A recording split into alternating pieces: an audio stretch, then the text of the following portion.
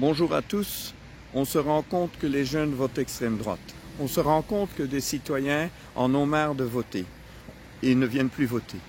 Devant cette situation, en 2019, plusieurs citoyens se sont réunis de Wallonie et de Bruxelles pour se poser la question. En réalité, ils ont interrogé plusieurs citoyens et une personne a donné une idée extraordinaire. Moi, monsieur, quand je vote, je voudrais bien voter pour cette personne-là, mais elle est sur une liste d'une certaine couleur. Et il y a une autre personne ou une autre idée sur une autre liste. Et donc, on ne me demande pas mon vote, on demande mon vote, mais on ne me demande jamais mon avis. Et donc, moi, je trouve que ça ne va pas. C'est pour ça qu'on est déçu au niveau de la politique. Sur base de cette information, nous sommes penchés sur la question. Eh bien, on pourrait faire un parti politique. Malheureusement, un parti politique a une couleur. Donc, on va faire plusieurs couleurs. Deuxièmement, un parti politique est caractérisé par un président. Or, le président, son objectif, c'est d'être élu.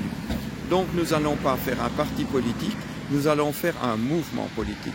Un mouvement collectif citoyen qui n'a pas de président et qui n'a pas de couleur politique.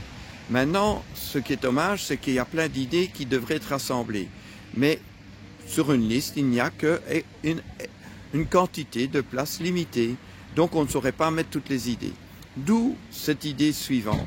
On devrait plutôt faire des assemblées citoyennes. Et ces assemblées citoyennes, on prendrait des citoyens tirés au sort représentatif et ils débattraient sur une idée.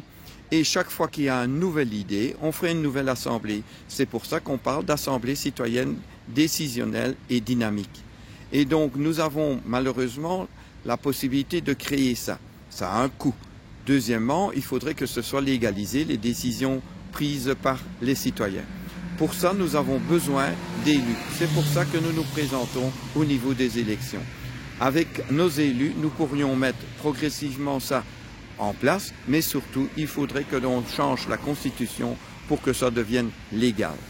Pourquoi est-ce qu'on ne parle pas de collectif citoyen? Mais c'est pas compliqué. Nous faisons de la politique sans président. Or, tous les autres partis politiques ont un président. Donc, on remet en question la fonction de président. Deuxièmement, pourquoi est-ce qu'on ne parle pas de nous au niveau de la télévision? Mais c'est pas compliqué.